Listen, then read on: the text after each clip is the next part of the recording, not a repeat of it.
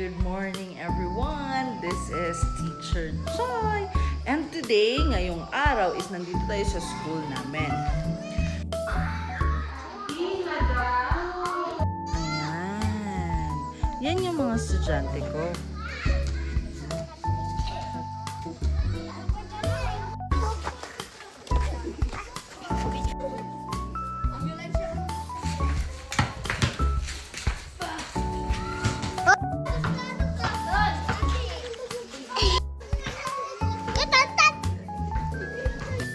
Ngayong araw ay tatanungin natin kung ano yung mga opinion ng ating mga katrabaho about sa tanong na ito.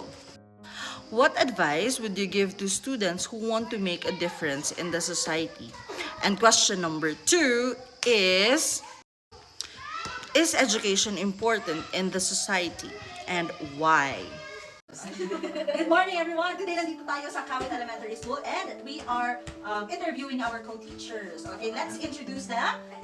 Introduce yourself, ha? Okay, yan. Isang pinagpalang umaga po sa ating lahat, no? Ako nga po pala si Arnay, sa Tita Mama. Hello, good morning. I am Shani G's Media. Hi, I'm Mabel Baby Kate. So, good morning, co-teachers. So, let's answer the question. Okay, so, ano kayo sa question ka ng gabi ka controversial? Oo, controversial siya. So, let's start. So, teachers, what advice would you give to students who wants to make a difference in a society? Sige, okay, no? Tanging ma-advise ko sa mga kabataan para mas maging competitive sila sa society is patuloy na mangarap kasi ang pangarap ay free lamang po at hindi hadlang ang kahirapan kasi pag gusto, may paraan. Ayan. So, Ma'am Chini, how about you? What advice would you give to students who want to make a difference? Okay, for me, maging globally competitive ka lang. Kasi kung kaya mo, kaya niya rin. O kung kaya niya rin, kaya mo rin. So, ganun lang. Yes, Ma'am. Okay, so what I advise I can give to my students, and every day, not only na nag-review ako, ina-advisean din natin, ina-advise ko din sila na maging, so actually every day, before kung mag-start sa akong klase, so gina-advisean din ako na sila nga, ayaw pag undang o pangandoy. Siyempre, kaya na totally of my students, kuan kanang may kaya. So naagyo diba nga walang-wala dyan. So gina-encourage na ko na sila na mangandoy. It's because gina-compare na ko sila sa akong sarili ko kung unsa na ko karon. Okay. So kay dati po inaanak ko sa ilang sitwasyon na pigado po.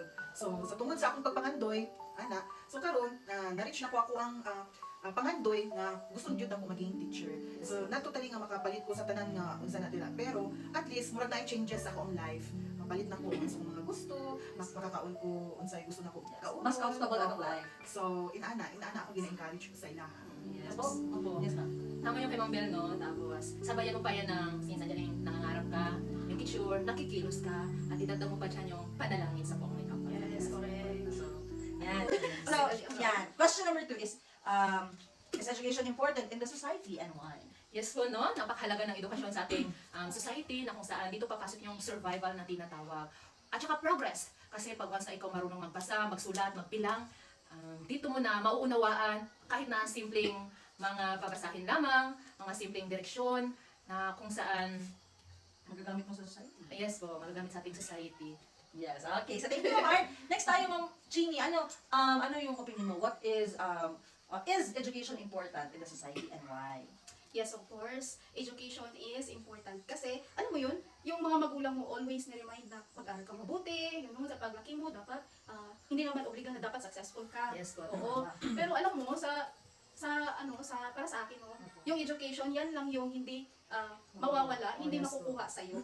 Oo. At may papamana pa ng magulang mo. Of course. So, ang edukasyon. Parang yan yung weapon mo para umangat ka. Oo. Tama. I-build mo yung sarili mo into, hindi lang ganito ka lang forever. Yes. Diba? Yes. Oo. So, yun lang.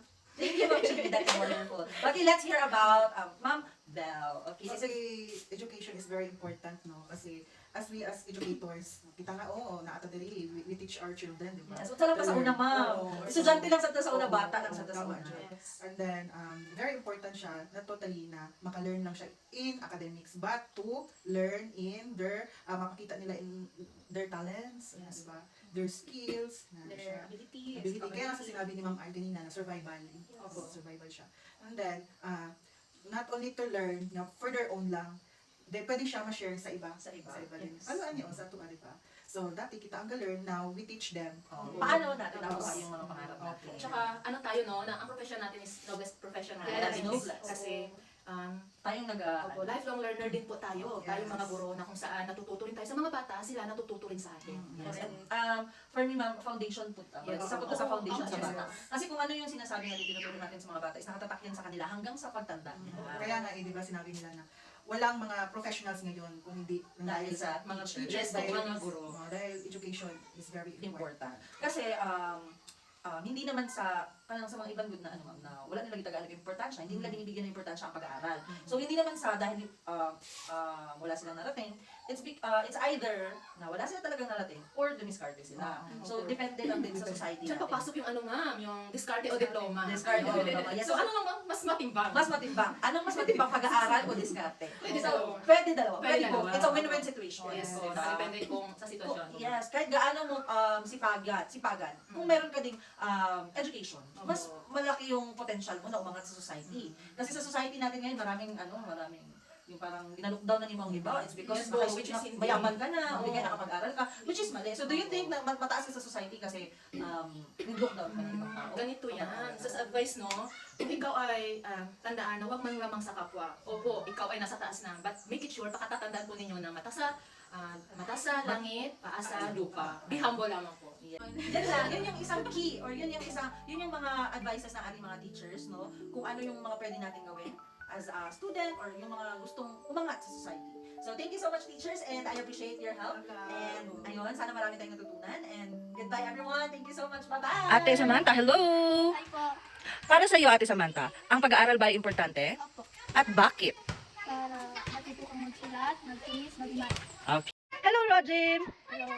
Rojim, importante ba ang pagskwela? Opo. Nga naman. Kaya para mapala mo ang pagdapat mo kung sa'yo mataguloon. Correct. Hello, Olive! Hi.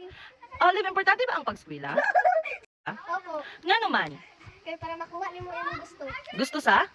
Pagdako ni mo. Okay, tama. Maraming Salamot, Eso Pananud.